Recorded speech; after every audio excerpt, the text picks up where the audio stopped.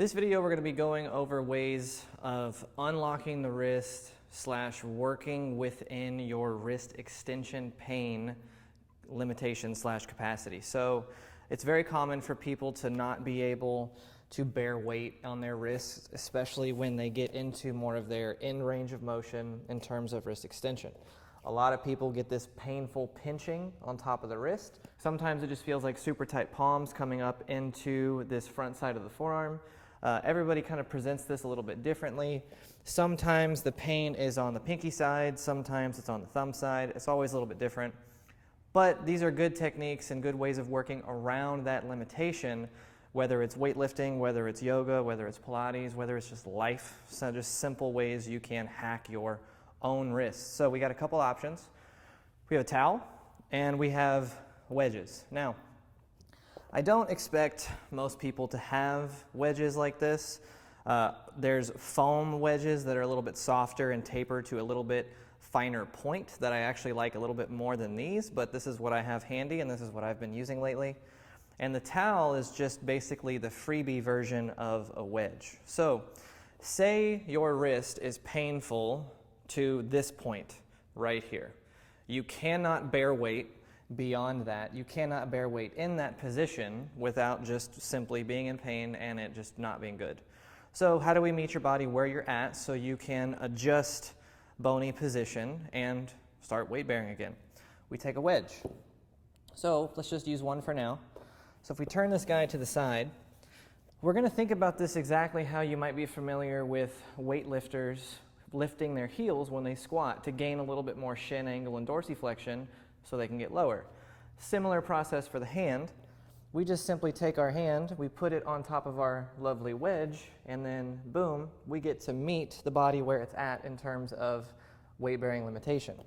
We can come higher up the wedge depending on where we need it to be. We can come lower down if we're getting a little bit better with it. But the wedge is going to help us establish a better connection through the bones and through the ground so we can get stronger. So the big keys here with the wedge is that we want to try to utilize the whole hand when we're weight bearing. So this outside bony part of the pinky, the pisiform bone, is a landmark that we need to feel connected to the ground. So you're just feeling for that bony knob that lives on the outside of the hand. From there, we want to find the base pads of the fingers, as many of them as we can get down, and that is where we are going to try to practice weight bearing. For some clients and some people who do this, you will simply find those outside bony knobs of the hands, lay those fingers down, place the thumbs wherever they are comfortable, and you might just simply practice pushing into the ground from this position. Some people will be able to come over their hands more to challenge it. Some people will have to stay leaned back because their wrist extension is painful. So you just meet your body where it's at and you practice driving into the ground, and you will slowly progress your way into a full weight-bearing situation where your knees might be able to float. You can live here, and then we'll work our way down these wedges over time until you can get fully weight-bearing on your wrists. So that's the wedges. Now, if you don't have wedges, get a towel. You can fold the towel up however much you need to. So for some people, you got to ball this thing up decently high. You're going to put the base of the palm, pisiform side, palm, meaty muscle side on the towel, base part of the hand and base of the fingers on the ground, and that might be where you work.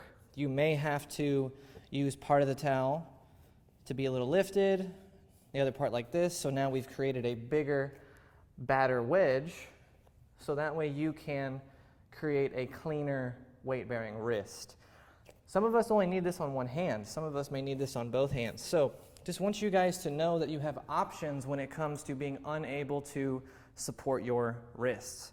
I know in yoga with hand balancing stuff, chaturangas, those flowy patterns where you go fairly quickly through everything, the wrist can be problematic. So keep these tricks in mind.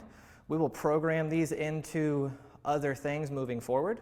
But keep this trick, share it with friends, and I hope it helps.